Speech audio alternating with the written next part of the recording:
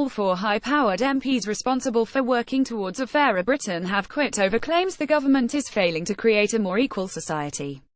Alan Milburn, the former Labour minister who heads up Theresa May's Social Mobility Commission, said he had little hope the current government was capable of making the changes necessary to make the UK a fairer place to live for the poorest in society. He was joined in walking out by his three fellow commissioners, including the Conservative former cabinet minister Baroness Shephard. The resignations are a fresh blow for Mrs May, who entered number 10 promising to tackle the burning injustices that hold back poorer people. Resigned Alan Milburn Rex, however, a government spokesman, said the departures came after Mr Milburn, whose term as commission chair expired last July, was told that a new chair was to be appointed and that an open application process would be held for the role. In his resignation letter, Mr Milburn said the preoccupation with Brexit meant the government does not have the necessary bandwidth to ensure the rhetoric of healing social division is matched with the reality. He added, "I have little hope of the current government making the progress I believe is necessary to bring about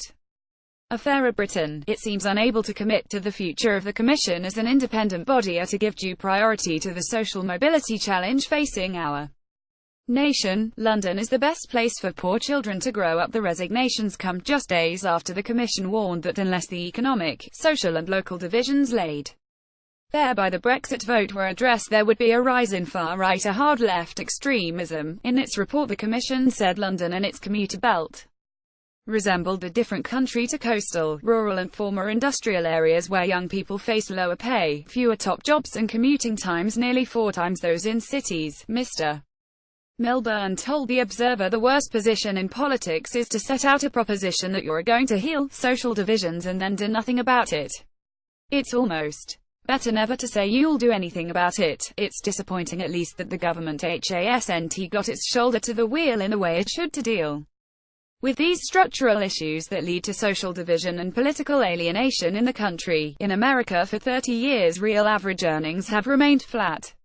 Now here the Chancellor is predicting that will last for 20 years. Secretary of State for Communities and Local Government Sajid Javid, Health Secretary Jeremy Hunt, newly appointed Leader of the House of Commons Andrea Leadsom, Northern Ireland Secretary of State James Brokenshire, Secretary of State for Culture, Media and Sport Karen Bradley, Michael Gove, who has been appointed Secretary of State for Environment, Food and Rural Affairs, Britain's Secretary of State for International Trade Liam Fox, Chancellor Philip Hammond, Energy Secretary Greg Clark, Brexit Secretary David Davis, International Development Secretary Priti Patel, Foreign Secretary Boris Johnson, Chris Grayling, Transport Secretary Welsh Secretary Alan Cairns, former Leader of the House of Commons David Lidington has been made Justice Secretary David Gorky is the new Work and Pensions Secretary Liz Truss has been appointed Chief Secretary to the Treasury. Secretary of State for Education Justine Greening, Damian Green was appointed First Secretary of State. Home Secretary